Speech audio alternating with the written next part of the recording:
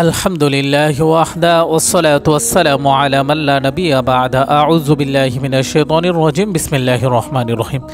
প্রিয় দর্শক মণ্ডলী, আজকের ভিডিওতে আপনাদের সামনে তুলে ধরব দোয়া কবুলের গল্প। আজকের গল্পটি এক ভাই আস্তাগফিরুল্লাহর উপর আমল করে, অর্থাৎ ইস্তেগফারের উপর আমল করে সে তার জীবনের সর্বোচ্চ সফলতা অর্জন করেছে। আজকের গল্পটা একটু ব্যতিক্রম গল্প। আপনারা যদি কোনো রকম স্কিপ না করে শুরু থেকে শেষ অবধি পর্যন্ত দেখেন তাহলে অবশ্যই আপনারা উপকৃত হবেন। আজকের গল্পটা আমাকে কাঁদাইছে।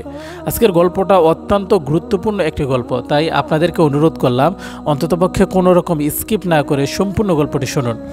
গল্পটি হচ্ছে, আমাকে এক ভাই লিখেছেন চিটাগাং থেকে। ভাইয়ের নাম হচ্ছে মঞ্জুরুল ইসলাম। এ ভাই আমাকে লিখে বলেছে যে ভাই, আমি যখন অনার্স ফার্স্ট ইয়ারে পড়ি তখন আমার ভার্সিটিতে একটি মেয়ের সাথে আমার পরিচয় হয়। তো ফার্স্ট ইয়ারে তার সাথে চলাফেরা হইতে হইতে একসময় আমাদের প্রেমের রূপ নেয়। আমি মেয়েটাকে ভীষণ পছন্দ করি, ভীষণ ভালোবাসি, মেয়েটাও আমাকে ভীষণ ভালোবাসে। যাই হোক, আমাদের রিলেশন কন্টিনিউ চলতেই ছিল। আমরা দুইজন একসাথে একই বিশ্ববিদ্যালয়ে পড়াশোনা করতেছি, কোনো সমস্যা নেই। ইতিমধ্যে দুইজনের প্রেম মোটামুটি অনেকটা গভীর হয়ে গেছে। আমরা অনেক সময় দিয়ে ঘুরতে বের হই, ইত্যাদি ইত্যাদি। একজন আরেকজনকে সারা বাঁচবই না, এমন অবস্থা হয়ে গেছে। ইতিমধ্যে আমরা দুজন অনার্স কমপ্লিট করলাম, মাস্টার্সে প্রথম পর্বে ভর্তি হইলাম। মাস্টার্স প্রথম পর্বে ভর্তি হওয়ার পর ওর প্রতিদিনই ওকে দেখতে আসতো বিভিন্ন জায়গা থেকে ছেলেরা, এবং যে আসতো সেই ওকে পছন্দ করতো। যেহেতু অনেক হ্যান্ডসাম, লম্বা চোরা ছিল, তো সব ছেলেরাই ওকে পছন্দ করতো। কিন্তু ও আমাকে বারবার বিবাহর কথা বলতো। তখন আমার কোনো চাকরি ছিল না, তাই আমি সাহস করে ওর বাড়িতেও বলতে পারতাম না। ইতিমধ্যে আমাদের দুজনের মাস্টার্স কমপ্লিট হয়। আমার মাস্টার্স কমপ্লিট হওয়ার পর আমি ওর আব্বু আম্মুকে প্রস্তাব দিই যে আঙ্কেল, আমি আপনার মেয়েকে ভালোবাসি, ওকে আমি বিবাহ করতে চাই। তো ওর আব্বু আম্মু আমাকে ভেরিফাই করে আমার সব কিছু ডকুমেন্টস নেয়, তথ্য দেখার পরে তারা আমাকে না করে দেয় যে তোমার কোনো সরকারি চাকরি নেই, তোমার কাছে আমার মেয়ে বিবাহ দেওয়া যাবে না।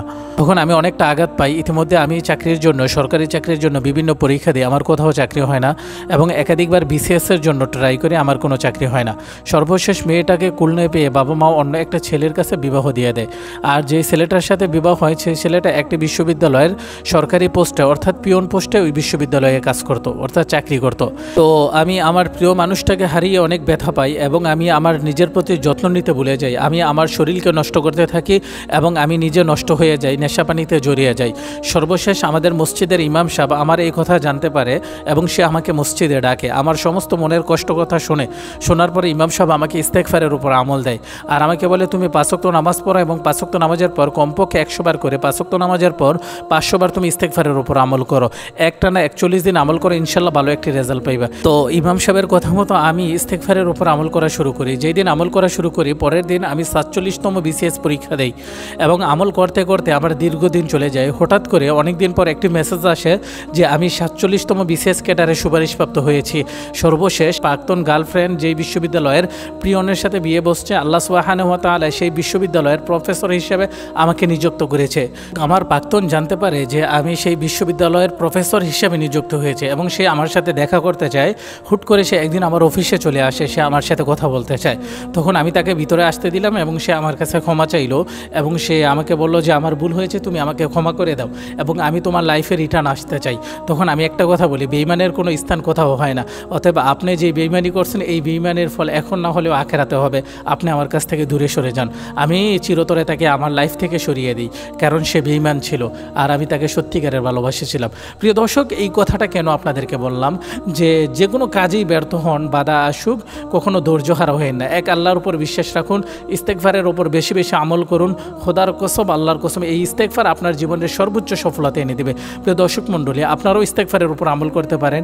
কার কি সমস্যা, আপনারা যদি ইস্তেগফারের উপর আমল করেন এবং ওই সমস্যাটা আল্লাহর কাছে তুলে ধরেন, ইনশাআল্লাহ আল্লাহ সুবহানাহু ওয়া তাআলা ইস্তেগফারের আমলকে জরিয়া করে আপনার মনের মাকসাদ পূরণ করে দিবে। প্রিয় দর্শক, আপনারা ইস্তেগফারের উপর কেমনে আমল করবেন? আপনারা 5 ওয়াক্ত ফরজ নামাজের পর কমপক্ষে 100 বার করে, 5 ওয়াক্ত নামাজের পর 500 বার ইস্তেগফারের উপর আমল করবেন। এবং যাদের অধিক সমস্যা, তারা গভীর রজনীতে ঘুম থেকে উঠে ঠান্ডা পানি দ্বারা ওযু বানাইয়া জায়নামাজ বিছিয়ে ঘরের এক কোণায় 2 রাকাত করে 4 রাকাত তাহাজ্জুদ নামাজ আদায় করবেন। তাহাজ্জুদ নামাজ আদায় করার পর একাধিকবার দুরূদ শরীফ পাঠ করে কমপক্ষে 500 বার ইস্তেগফারের উপর আমল করবেন। একটানা এই আমলগুলো আপনি 41 দিন করুন। আল্লাহর কসম, 41 দিনের ভিতর আপনি একটা ভালো একটা রেজাল্ট পাবেন। প্রিয় দর্শক মণ্ডলী, এতক্ষণ যারা কষ্ট করে ভিডিওটি দেখলেন সকলেই কমেন্ট বক্সে আমিন লিখে যাবেন।